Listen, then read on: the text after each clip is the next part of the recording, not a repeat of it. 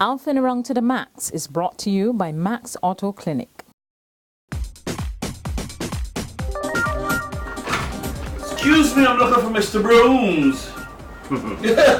Sir, how are you doing? What's happening? Man, I am being good here.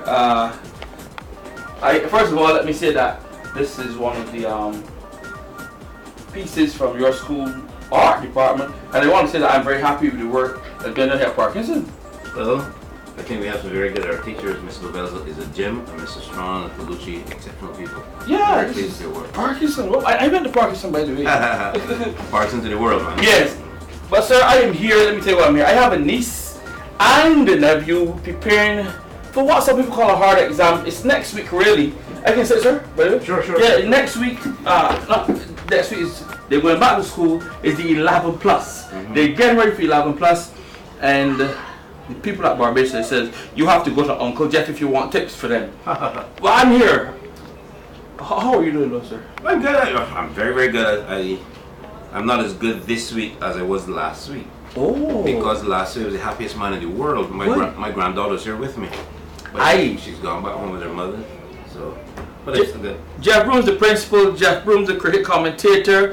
And when I say commentator, not that he goes around gives. He has actually written books about cricket. Wait, no, I played cricket too, and there was a time in Barbados I scored the most runs in BCA cricket. You? Me. I got the money at Kensington Fort from Barbados Cricket Association. The Broom or the cricketer? You can do a thing. Okay. But how do you find time to write books and to teach lessons and all this? But they're 24 hours in a day. I get a good night's sleep. That's the absolute truth.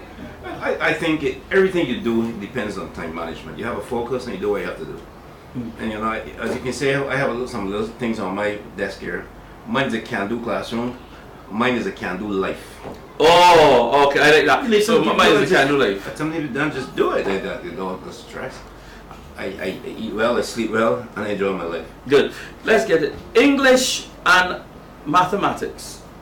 These are the two cores that students need to master to go into secondary school. Let's start with the English. What do you see as some of the major challenges students face with the English part of the exam? Well, if you come to me at a really ironic time, as you can see, I'm here preparing some common entrance work for next week when I resume lessons with my children over in the Bow Road and here at Parkinson and UPW. And you're a week ahead. Well, that's the idea. When you find time, just prepare. Right. I'm here this afternoon because I'm making sure that all of my SBAs at the school are finished and gone in, and I'm glad to say they're all finished. Yes, sir. No, if you we look at English. I think one of the things that give people a lot of trouble is comprehension. For some reason, the children are not writing properly. That section 2, where you have, I think there's 30 marks. I see children getting 2 and 0 and 6 and 8. And it's simply because they are not writing properly. That has a component where you test on, you'll be able to find the correct answer. Good. You can use punctuation well, you can use grammar well, and you can use capitalization. Those are things. All 4 of these must be covered in that section. And unfortunately, some children fall down a lot. They may have the answer, but then they express themselves quite badly. And we've got to learn to have children writing and reading properly. Comprehension is going to be, has always been, from my correction of things, the problem area for children in the common entrance English section. How do we improve that, though? No, I don't know any way of improving comprehension better than reading. Children must be encouraged to read a lot more. Read and speak. Read and speak. Don't just read and say I know whatever. Read and express yourself. You know, that's how I brought up my daughter. Really, you read something, tell me what you write. Also, we must have children writing a little bit more. You know, you must not accept poor writing. If you write something, you put a punctuation mark in the wrong place, go back and correct it. You've left out the capital letter, go back and put it in. And that's it. You know, I think children also struggle a little bit with voice. They struggle with spelling. And when you say voice, active and passive voice? Active and passive voice. Could you explain that to the people who wouldn't understand? What is active and passive voice? Well, I try to put it in a very simple way for children. In active voice, the subject is always a doer. In passive voice, the subject is the receiver of the action. And we have to learn those things. We have to learn that the subject pronouns become object pronouns when you go from one voice to the other. We also have to know the participles, present past participles, to use them in your verbs, called verb structure is important. And also the final thing, we will never fail. You can never ever write passive voice without putting the word by.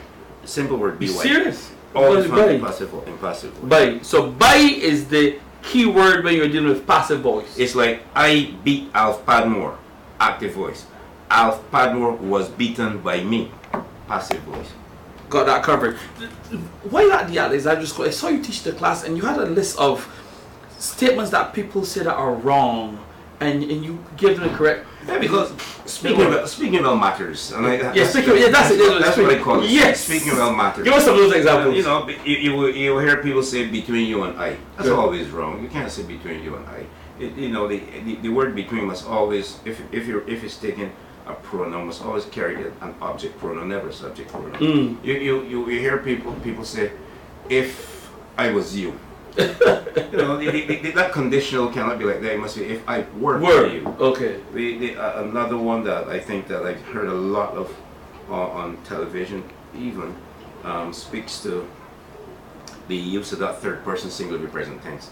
You know, we often hear people being interviewed, they just come up from the United States of America or wherever, and say, hey, I haven't seen you for a long time. Oh, I lives in Brooklyn now. you know, that could be right. You know? You can only put an S on the verb in the third person singular present tense. Nowhere else. It can never come after the word I. Ever in life. So I don't works at sanitation. No. I don't works at university. No. I don't works any place. I don't drives to St. John.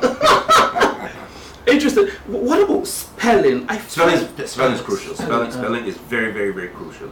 And we must understand some of the basic rules. And there's some, the EI rule, you know, we talk about the E come before the I when they come after C.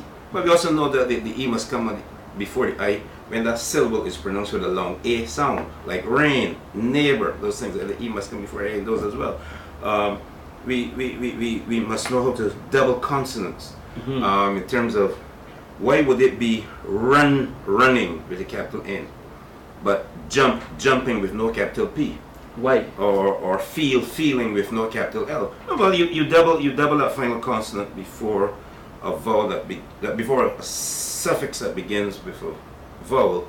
If there's a single vowel coming before that consonant, if that final consonant, like jump, is preceded by another consonant, like the P preceded by M, you do not double it. Right. Or if the final consonant is preceded by two vowels, like double E in feel, you do not double it. But obviously in run is only one consonant, U before the N, so you double it at that point. Those are rules I'm sure the teachers have been getting across to their children. Not wanting to run off. Did I say that correct, sir? Right ahead. In the exam room with the English, what are some of the basic tips in terms of relaxation for this paper? I know they have the composition, the comprehension, all of this. How should that child prepare for that moment? Well, children got to remember, this is Barbados, and they have been in a program for 2 years. There's absolutely nothing, and I mean it, absolutely nothing, that they're going to find on the exam paper that their teachers didn't teach them. Teachers have gone through this with them, and they probably have the little double up the lessons and stuff at different places. They may have them expressed a little differently, but the concepts are all the same, and we know the parts of speech, the subject and verb agreement, we know the vocabulary, the punctuation. The paper doesn't change, and lots of those children have done a number of practice papers, and so it is simply a matter of taking time, relaxing yourself, and letting what you've done before work for you. Lesson number 1. Preparing for the English paper. Tips from Uncle Jeff. Ladies and gentlemen, people call him the most controversial principal in the world. I say no. He is a caring principal, caring for your children.